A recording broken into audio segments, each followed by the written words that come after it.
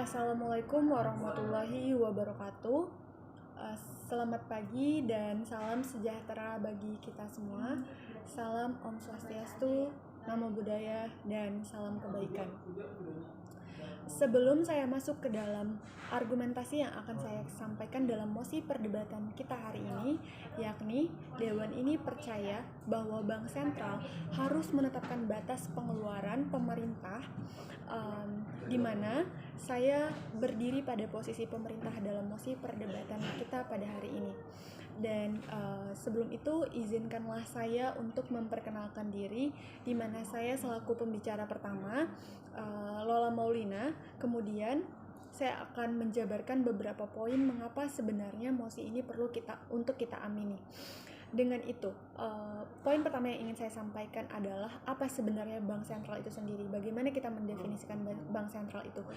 Dalam undang-undang kita, yakni Undang-Undang Republik Indonesia Nomor 3 Tahun 2004 Pasal 7, yang intinya mengatakan bahwasanya Bank Sentral mempunyai kewajiban untuk menjaga dan menghantarkan stabilitas keuangan dari suatu negara, dalam hal ini negara kita Indonesia.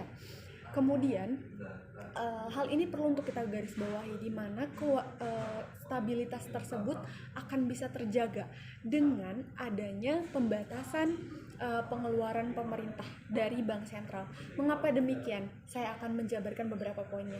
Yang pertama, anggaran pemerintah itu terbagi menjadi beberapa bagian, tidak hanya untuk Bank Sentral saja, tetapi pemerintah mengeluarkan anggaran operasional negara. Kemudian di operasional negara itu seperti mendanai ASN dan lain sebagainya. Kemudian kita juga berkewajiban untuk melunasi hutang kita dan juga menjaga kesejahteraan negara. Dalam hal ini infrastruktur juga menjadi poin utama dalam pembangunan perekonomian Indonesia. Kemudian jikalau kita menetapkan 50% untuk kesejahteraan negara, kemudian 30% untuk operasional negara, dalam hal ini pengembangan negara, kemudian pembiayaan untuk ASN dan lain sebagainya, kemudian pembayaran hutang, maka hal ini perlu untuk kita bagi secara proporsional, di mana jika hal ini terjadi maka stabilitas keuangan negara, dalam hal ini kewajiban Bank Sentral terpenuhi, di mana Bank Sentral memiliki kewajiban untuk menjaga stabilitas negara. Maka demikian perlu dilakukannya pembatasan pengeluaran pemerintah untuk Bank Sentral. Kemudian poin yang ingin saya sampaikan adalah kita perlu untuk memperhatikan pendidikan. Jika kemudian penetapan untuk pengeluaran Bank Sentral itu terlalu besar, banyak dampak buruk yang akan terjadi. Status quo di Indonesia sendiri, kita masih berada pada posisi pandemi. Mengapa demikian? Karena per 16 Juni kita masih memiliki tembus sampai 1.242 kasus COVID-19. Maka dari itu, hal tersebut masih sejalan dengan Undang-Undang Nomor 2 Tahun 2020, di mana kebijakan keuangan negara untuk menjaga stabilitas dalam hal ini karena kita masih mengalami pandemi. Kemudian, di mana Indonesia memiliki 700 lebih triliun hutang, hal ini menjadi kewajiban kita untuk membayarkannya. Data yang saya temukan sendiri, kita mengalami hutang sebanyak 7 triliun lebih, maksud saya, mohon maaf, dari data dari Menteri Keuangan per Februari 2022, 40,17% dari PDB.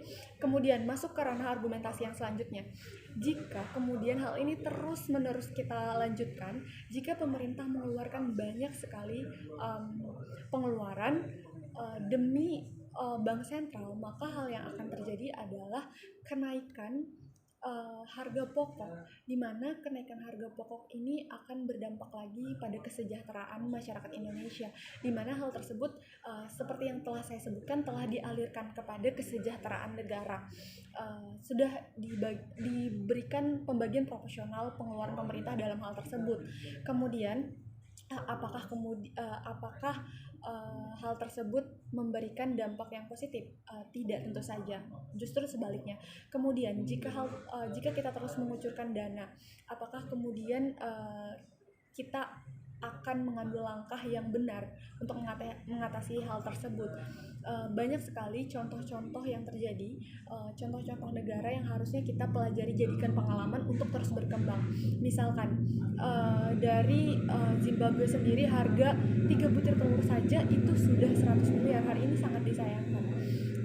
Kemudian jika kita terus-menerus berfokus pada pengeluaran uang, kemudian akhirnya berdampak pada inflasi, superinflasi besar-besaran tersebut, kemudian banyak sekali orang yang kemudian mengalami kemiskinan, di mana dampaknya kemudian lagi, butir dari dampaknya adalah banyak orang-orang yang memilih untuk bekerja dibandingkan sekolah. Hal ini mempengaruhi pendidikan Indonesia, di mana seharusnya dana pemerintah dialirkan kepada pendidikan, perkembangan negara Indonesia, salah satunya pendidikan, misalkan pembangunan infrastruktur pendidikan dan lain sebagainya.